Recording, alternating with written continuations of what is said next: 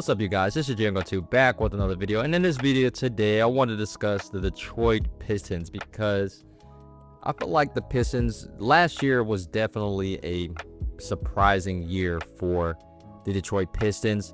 They were a really surprising team, making it into the playoffs, especially after a season where they were the worst teams in the NBA that we've seen in a long time. You know, it's kind of hard for a team to lose 27, 28 games in a row, but then to bounce back next year. You know, they fired their coach, obviously Monty Williams, and they replaced him with JB Bickerstaff, who was fired from the Cavs, but he goes on to really help this Pistons team. And we kind of saw the emergence of Cade Cunningham as really a star in this league.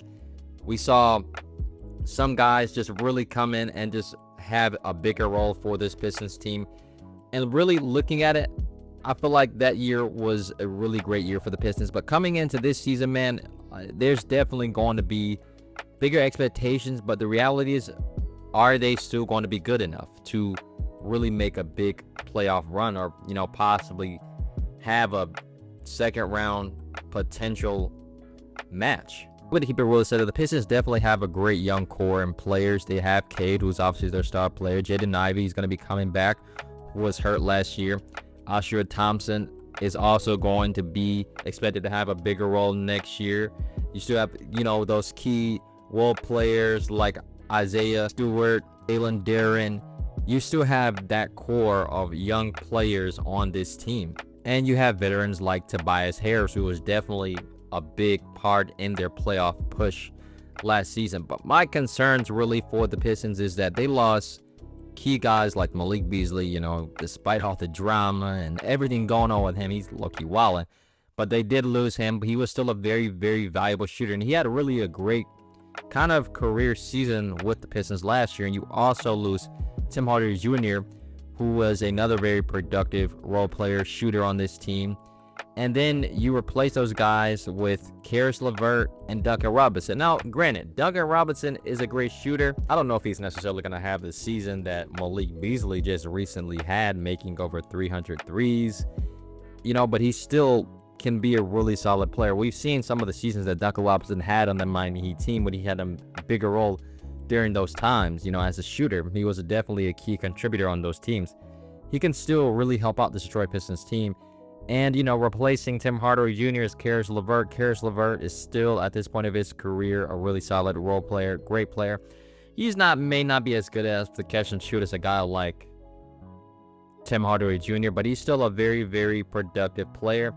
And they are pretty much the same type of players, those two guys. But I think the guy that they're really going to miss on this team is Dennis Schroeder, because Dennis Schroeder was such a great on-ball defender as well. He had a pretty good series in the playoffs as well, but, you know, he was brought in especially at that time to really help with the ball handling responsibilities, taking that off of Cade, and, you know, of course, as I said earlier, his defensive presence, and just overall being that great veteran presence for this team that they definitely needed during that time. We're really going to see Marcus Sasser take on a much bigger role as the team's backup point guard now that, you know, Dennis Schroeder is gone as well too from the team. Also, you know, getting a guy like Caris LeVert has said earlier, who is still a really great offensive player, can also kind of take off some of that ball handling responsibilities off of Cade as another, you know, secondary ball handler for this Detroit Pistons team, which can be a really good fit for them. But I think really the biggest gain for this Pistons team coming into next season as well is that they're going to get back Jaden Ivey, because Jaden Ivey, while he was playing, he was looking like he was having a career season last year. And now that they're going to have him back and actually healthy, it's going to really elevate this Detroit Pistons team even more.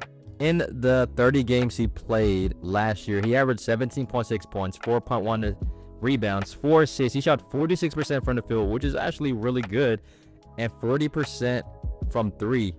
He had a really great year last year, and I expect that now that they have their secondary scorer, ball handler coming back on this team, it's going to significantly help out the Detroit Pistons a lot. And this is also going to be a contract year for Jaden Ivey, so you already know that he's going to definitely want to go out and get in his bag this year and play really well for this Pistons team, really helping them make another big playoff push. So, in my opinion, did the Detroit Pistons Did they lose some guys? Yes, but they also pretty much kind of just swapped them for similar players with similar builds. Key really is for this Pistons team is, as we continue to see, is the development of their young core of players. You know, Asher Thompson is definitely going to have a much bigger year next year. I feel like, I think Jaden Ivey, as I said earlier, he's going to have a bigger year next year for this Pistons team. And most importantly, Cade Cunningham is also going to continue to just improve, become a better leader. This team has some playoff experience now under their belt.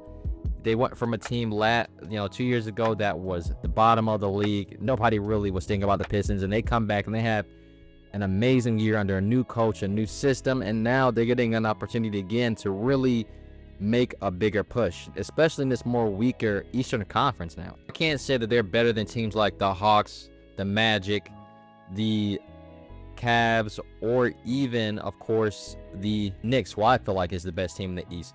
But they still are going to give a good series against any of these teams, I feel like, in a first round series or even a second round series if they actually make it that far.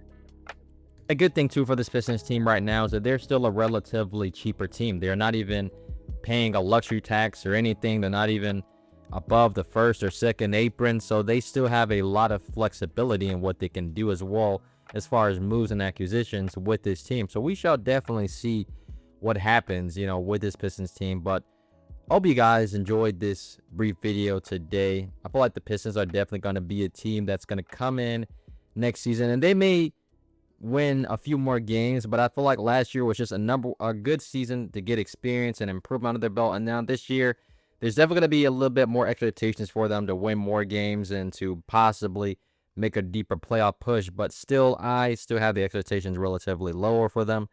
And I still think, though, that despite them losing some key guys who had really great seasons for them, they can still be a really good team. The only guy I'm pretty iffy about is Duncan Robinson, but we shall see what happens. But I hope you guys enjoy this video. Don't forget to leave a like and subscribe to the channel for more basketball content each and every single week. Have a great day. Peace.